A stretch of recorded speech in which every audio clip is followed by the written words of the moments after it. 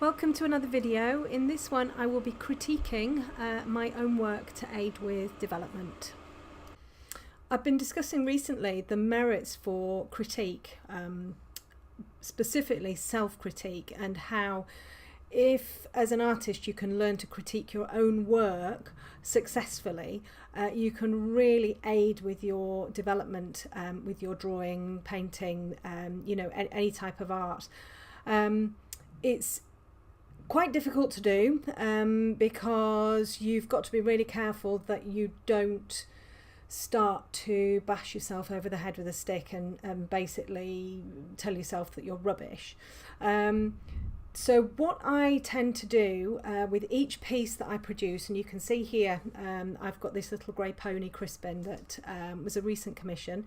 He is taken from one of my own photographs, so obviously there's the photograph on the right and my drawing on the left, and what I thought would be useful for other artists hopefully is just to go through my thought process at the end of every drawing, and self-critique my drawing against the photograph and against sort of other things as well, just so that you can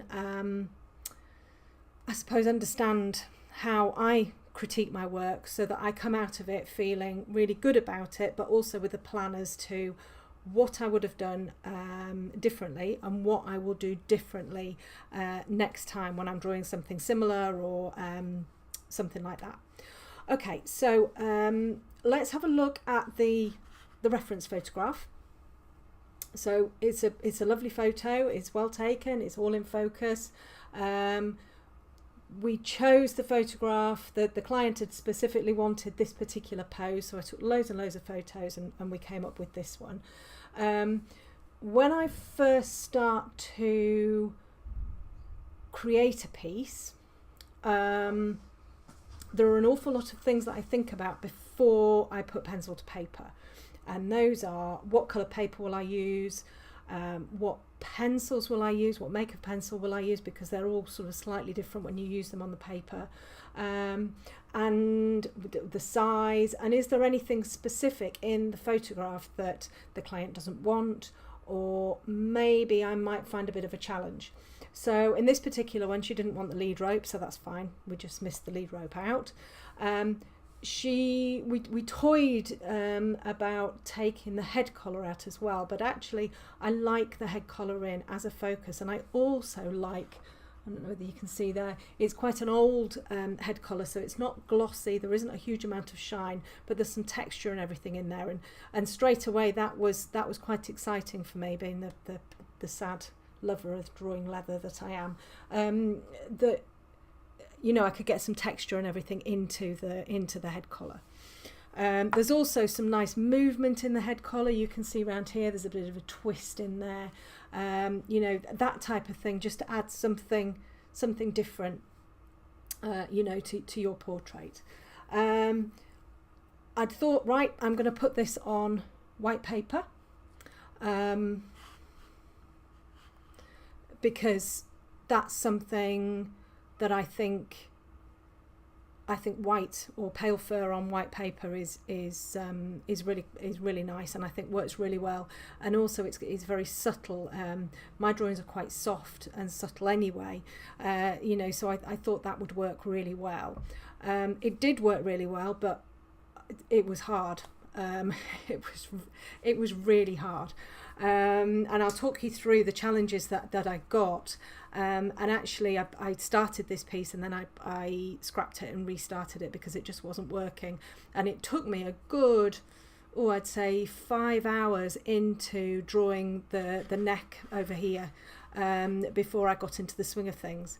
I just couldn't get the subtlety that I was after, and the blending of the fur that I was after. I just couldn't seem to get it. It's much easier to draw the semblance of fur than try and get something that's blended and knocked back. So I found that quite a challenge. So I always start with the eye. So I create my outline, and I always start with drawing the eye. So looking at the eye I mean, the you know, I'm really pleased with the way that the drawing has come out. When I look at the eye compared to the eye of the reference photo, I'll just blow him up slightly. Actually, it's not quite the right shape. Obviously, this is always an issue, you know, when you're drawing your outline and everything. And it's relatively small. I mean, the piece was drawn on 13 by 19 inches, I think. But the eye, you can see, it's not perfect. It's not quite the right shape. It's probably a little bit too deep here. I've probably got this a little bit too deep here. I'm sorry, I don't know whether you can hear the tractors zooming past the window. And also I've got this a little bit, it looks like there's a ridge here rather than it being sort of like more smooth like here. It's not a massive issue. You know, the likeness is still good, but this is something that I now look at and think, right, okay, next time, the next eye that I draw, I must make sure that everything is the right size and in the right place. And that's where I need to start using my measuring tool more my wing divider. I'll put a little picture of that up on the video as well. Just because it really is vital that you get everything spot on. The other thing that I noticed once I got into the drawing, you know, we decided on the photograph and I'd started creating it. Actually, the eye, there's not a huge amount of detail in there. There's not a huge amount of colour. And that's quite hard and quite challenging to depict. I mean, I lightened the photograph up quite a bit to try and get a little bit of something. And there is, you know, I have got some different colours and everything in there. But it's not just a black sphere. But actually it's much easier to draw an eye that's got colour in there, a defined pupil, a good light source. So again, that's something for me to think, okay, so when I'm taking photographs next, I need to make sure that I've got some good lighting in the eye, you know, and make sure that the photograph we use, or the photograph I show the client to use, has got good lighting in the eye. Actually, it's worked out really well, and it's fine, but it was a challenge to get the eye to look like an eye and still look real without all of the colour and without all of the highlights in. So start with the eye because that's the bit that I started with first. I then look at where I always start my next pieces with the top left, because I'm right-handed and I work left to right, top left to right. Actually, the main area wasn't that hard to do, wasn't so much of a challenge. Blocking in the colour, I use my putty eraser and my Scotch Magic tape to take bits and pieces out. I'm really happy with this, and I'm really happy with this area around here with the stray hairs. I used a scalpel just to pick these hairs out. This bit of the neck down here, I found this really challenging. I wanted it to be soft and subtle on the paper, which it is. I'm just going to shut my windows because it's thundering outside. I wanted this to be soft and subtle, which it is. But it took me one attempt that I've scrapped and then go back into it again to get the softness of it. The photograph's not a particularly great likeness really of the finished piece, because I didn't want just to use like a warm grey or whatever. I wanted to be able to use other colours in there as well, so there's actually blue and pink in there. So I'm really pleased that I persevered and I redid it, because I recognised that what I was doing wasn't working.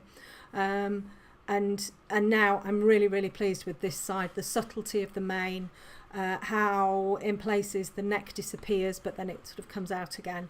And yeah, I'm really pleased with this part of the neck.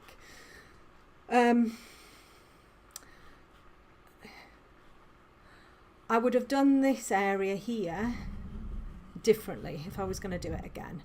To me, it doesn't look soft enough. and it's a little bit, it looks a little bit crude. It's probably more pronounced on the photograph than it is on the actual drawing. This needs to be softer, although you can still see the hair and everything on the original piece. I think I would have preferred this to be softer and not quite as, so that you can see sort of lines. I've used a yellow ochre in here as well. It works okay, but I'm not 100% happy with this area here. You know, so I think if I was to do something like this again, so you know, a grey horse, the shadow areas and everything, I'd look at creating a much softer feel to do for this bit. So then we move up to the ears, which is the next bit that I do, because obviously I work down to the right. I'm really pleased with these little ears. I find ears quite challenging anyway, and they're, to get all of the bits in the right places, it's very easy to get them a little bit too short, or put these areas here in the wrong places. But I'm pleased with these, and I'm pleased with how, you know, with the direction of the hair and how I've drawn these. I'm really pleased with how they've come out. This ear particularly, actually there's not a huge amount of detail in it, and I was a little bit worried. I think I've got it a little bit short, could have been a little bit longer, bit thinner maybe on here, but on the whole I'm pleased with that, and I'm pleased with the forelock as well. I've gone with less is more, and I think it works well. In the photograph it's more cream, and I purposefully didn't add the cream because it's more of a blue based piece. It's more colder than what the actual photograph is. So I'm pleased that I didn't go with that cream, because I feel I could have maybe gone a little bit overkill on it and added too much yellow ochre or something like that. So I'm pleased that I've gone a little bit more subtle in that area. And then the rest of the face I'm really pleased with. I think there could have been a little bit more definition around here. For me it's looking a little bit too stripy, so I feel maybe if I'd spent a little bit more time in this sort of area and depicted it a little bit better, but on the whole, you know, it's good, and it looks lovely in the drawing, and I am really pleased with it. I love drawing leather. I really love drawing leather. I find it really, it's almost like a mindful exercise, if you like. So I'm really happy with how the leather has worked out. The stitching, I think I went a little bit wrong on there when I did it, but actually it looks fine. And I really like these. I don't know whether I can blow it up a little, you can't really see very well.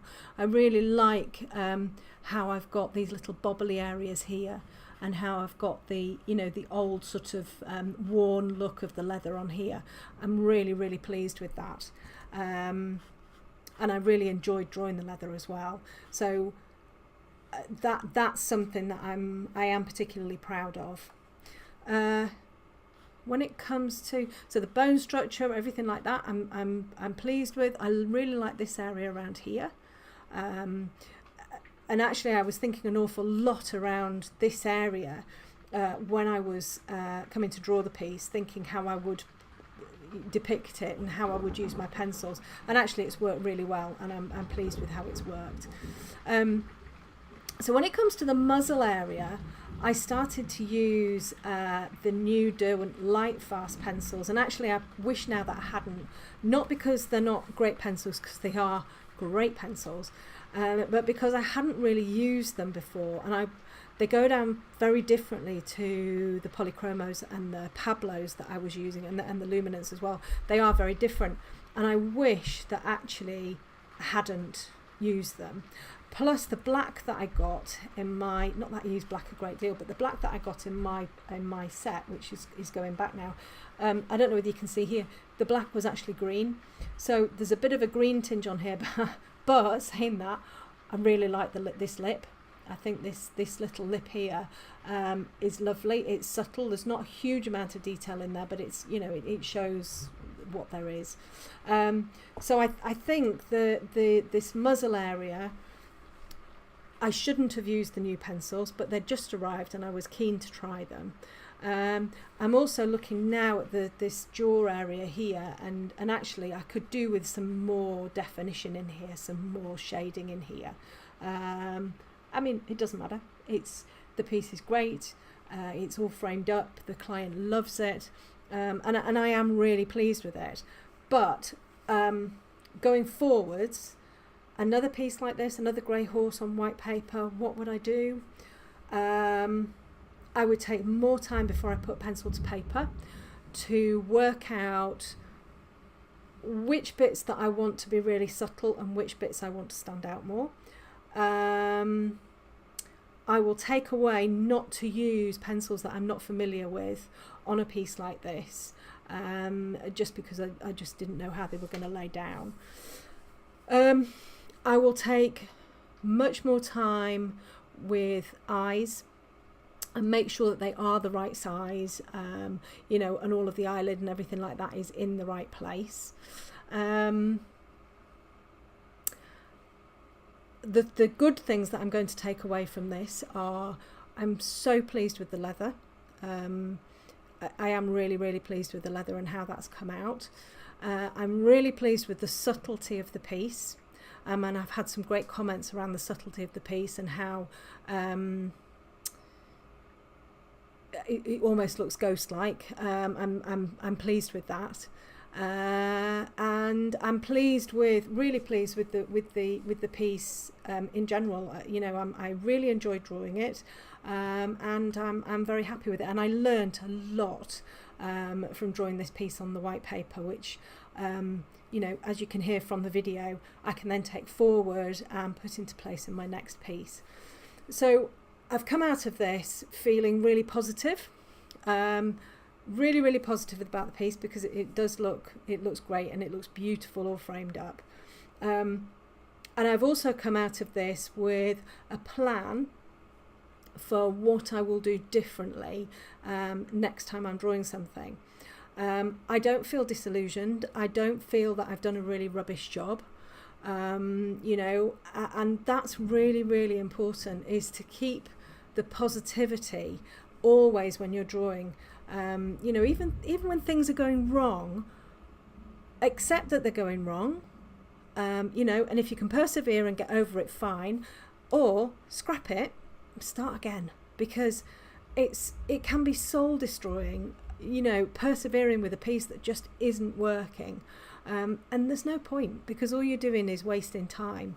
You know, and it's not about scrapping it over and over and over again, but it's about accepting that actually I've got this wrong and I now know what I need to do, so I'm going to start again and I'm going to put those lessons into place and get it right. And that, I think, is the mindset that we as artists need to have. Staying positive, which I know is difficult, but staying positive, you know, and enjoying what you're doing. Accept the stuff that you find challenging, work out what you'll do differently next time and how you'll do it differently, but also accepting what you are really, really pleased with. And it could be just something tiny, you know, like this bit of leather down here. I love this bit of leather down here. You know, I'm really pleased with how that's come out. And as soon as I drew it, I was like, oh, I really love that. That's you know, that looks fantastic. And when I was drawing this, I was so enjoying it. And that's what you've got to take away, the little bits that you find really enjoyable and you really love, and accept that and be happy with it, and then take the rest away, make a plan what you can do differently next time, and do it differently next time. You know, and that's how you improve, how you develop, and how you stay sane, really. So I hope you found that useful. It's probably a load of garbled rubbish as per usual, but I hope you found it useful, and thank you.